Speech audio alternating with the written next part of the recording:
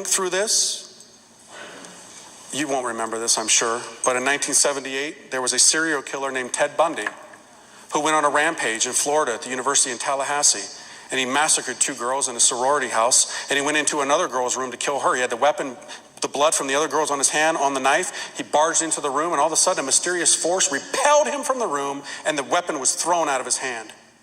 Why? Well, the girl in that dorm that night had fallen asleep with a rosary in her hand. Before she went off to college, she said to her mother that I promised to pray the rosary every night before I go to bed as for protection. Well, that night, as often happens, if you try and leave it to the end of the day, you're going to fall asleep. She fell asleep. When the cops came, they saw the girl in a basically catatonic state. She was like paralyzed with fear. She said she didn't want to talk to anybody but a priest.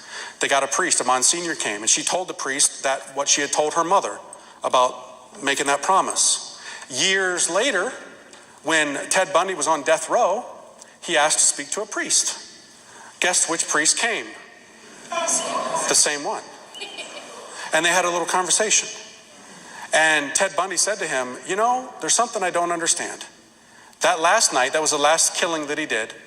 I had killed those 2 girls, and I went into the other room, and some force threw me out of the room and threw the weapon out of my hand. Can you explain that to me? Actually, I can't. That's what the priest said. He said, I talked to that girl that night. She had made a promise to pray the rosary, and she had it in her hands. You weren't aware of it, but there was a power in those beads that threw you out of the room.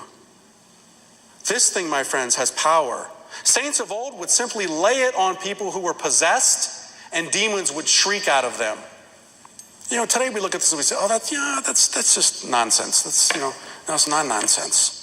This thing is a sword, my friends, a sword.